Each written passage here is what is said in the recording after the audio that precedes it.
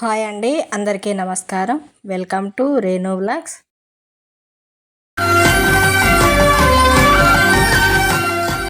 ఈ సంవత్సరం 2 పండగలు ఒకేసారి రావడం అయ్యింది.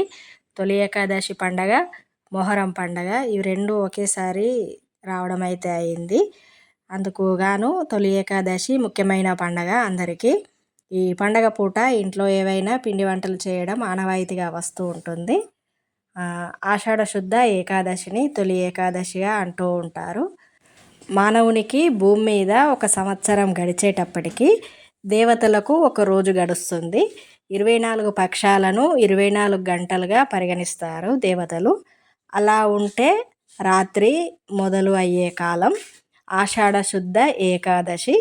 ఈ రోజున శ్రీ మహావిష్ణువు యోగ నిద్రకి ఉపక్రమించే సమయం అన్నమాట. అందువల్ల ఈ ఏకాదశిని శయన ఏకాదశి అని అంటారు. ఈ ఏకాదశి నుండే హిందూ పండుగలు స్టార్ట్ అవుతాయి అన్నమాట. అందుకే తొలి ఏకాదశి అని అంటారు. పండగలన్నింటికీ ముందుగా వస్తుంది కాబట్టి ఏకాదశి తొలి ఏకాదశిగా పిలుస్తూ ఉంటారు. పండగ పూట ఇంట్లో ఏదో ఒకటి పిండి వంట చేయాలి కనుక నేనైతే ఈరోజు పెసరగారెలు చేస్తున్నాను. మా ఇంట్లో వాళ్ళకైతే ఎంతో ఇష్టమైనటువంటివి ఈ పెసరగారెలు. ఈ పెసరపప్పును ఎక్కువసేపు నానబెట్టకుండా ఒక 1/2 అవర్ నానబెడితే సరిపోతుంది. ఒక 1/2 అవర్ తర్వాత మిక్సీలో వేసి బాగా మెత్తగా కాకుండా బరకగా గ్రైండ్ చేసుకున్నామంటే గారెలు క్రిస్పీగా వస్తాయి. ఈ పెసరగారెలు చేయడానికి ఎక్కువ టైం కూడా పట్టదు. ఎందుకంటే ఎక్కువసేపు నానబెట్టాల్సిన పని ఉండదు కనుక త్వరగానే అయిపోతుంది. ఎప్పుడు తినాలనిపించినా ఎప్పటికప్పుడు చేసేసుకోవచ్చు. పెసరగారెలు మరింత రుచి రావడానికైతే నేను కట్టెల పొయ్యి మీదనే చేస్తున్నాను. పెసరగారెలు అయితే పూర్తి అయిపోయినాయి. చూడండి ఎంత చక్కగా క్రిస్పీగా ఉన్నాయో. ఏకాదశి పండగ కోసమని పెసరగారెలు అయితే చేసాము కదా. ఇప్పుడు పీర్ల పండగ ఉన్నది. సాయంత్రం మటకిలు తీసే పని ఉన్నది మాకు.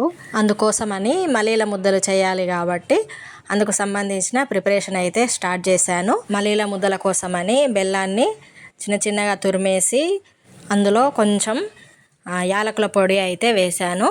కొంచెం నెయ్యి కూడా వేస్తూ ఉంటాను ఎప్పుడైనా సరే. స్టవ్ పై కాల్చినటువంటి చపాతీలను వేడి ఉండగానే చిన్న చిన్న పీసులుగా కట్ చేసి వేయాలి. ఇవి వేడి ఉన్నప్పుడు వేస్తేనే బెల్లం కరిగి ముద్ద కట్టడానికి బాగా వస్తుందన్నమాట. ఈ రొట్టెలు బెల్లాన్ని మిక్స్ చేసి ముద్దలు కట్టాలంటే చాలా బలమే ప్రయోగించాల్సి ఉంటుంది. మొత్తానికైతే రౌండ్గా ముద్దలు కట్టడానికైతే వీలుగా అయ్యిందన్నమాట.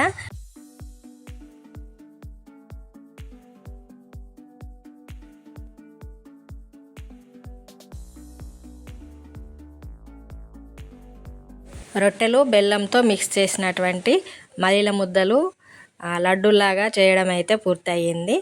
తర్వాత దేవుడికి వేయడానికి గణపతి ఆకునైతే తేవడానికి వచ్చానన్నమాట. ఈ చెట్టును ఎప్పటి నుండో కాపాడుతూ ఉన్నాను.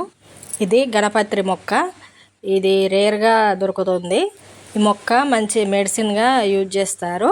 చెవిపోటు ఉన్నప్పుడు చెవిలో నొప్పి తగ్గడానికి ఈ ఆకును నలిపేసి వాటి నుండి తీసిన రసంలో కొద్దిగా కొబ్బరి నూనె కలిపి లైట్గా వేడి చేసి చెవి నొప్పితో బాధపడే వారికి చెవిలో వేసేవారు. మా చిన్నప్పుడు ఇలానే చేసేవారు. ఇప్పుడంటే ఇయర్ డ్రాప్స్ వేస్తున్నారు. కానీ ఈ చెట్టు ఆకు స్మెల్ అయితే చాలా బాగుంటుంది.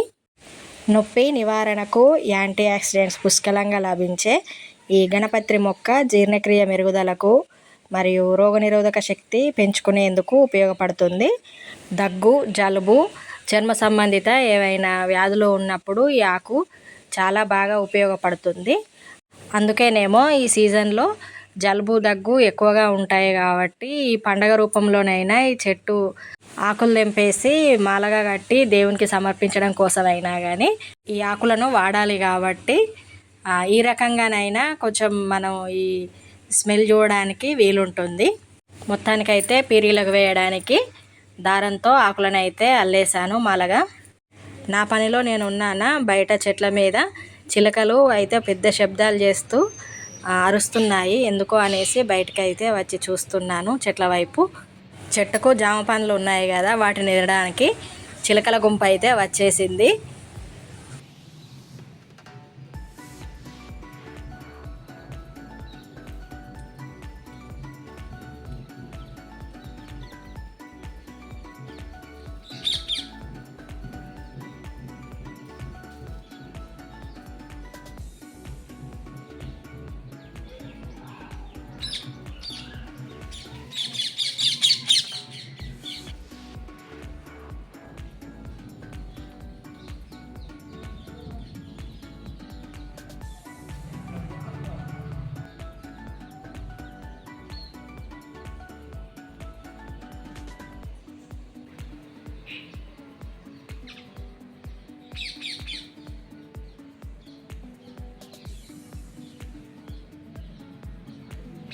నేను వచ్చేది గమనించి కొన్ని అయితే ఎగిరిపోయాయి, మరికొన్ని జామకాయలు కొరికేస్తూ ఉన్నాయి. చూడండి ఎలా తింటున్నాయో.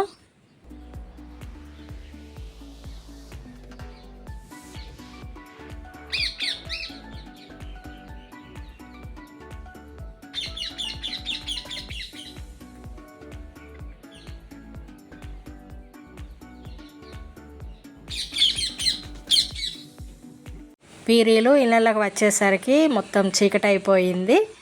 ఇవి వీర్లపల్లి పీరీలు ప్రతి సంవత్సరం మా అల్లూరుకు వస్తాయి. వచ్చిన వాటికి మేము ఇలా గణపతి దండలను ఉడకలు వేసి దస్తులు కడతాము.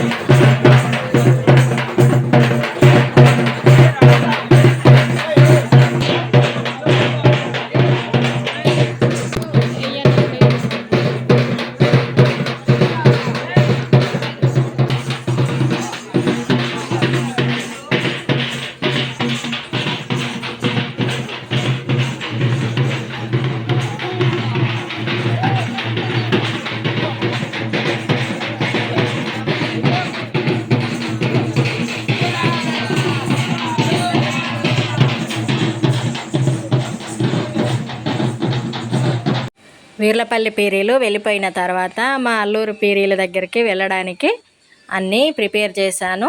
మలీల ముద్దలు, గణపతి ఆకుల దండ, చెంబులో బెల్లం శాఖ, వీటిని తీసుకొని వెళ్తున్నాను. అక్కడికి వెళ్ళాక దేవుడి ముందు గుండం తీస్తారు. అందులో నాన్ స్టాప్గా మంట వెలిగిస్తూనే ఉంటారు. ఈ గుండం చుట్టూ ఒక 3 చుట్లు తిరిగేసి లోపలికి వెళ్ళి దేవుని దగ్గర తెచ్చినటువంటి మలీల ముద్దలు, బెల్లం శాఖ, గణపతి మాల వేసి మనస్ఫూర్తిగా నమస్కారం చేసుకొని అయితే రావడం అయింది.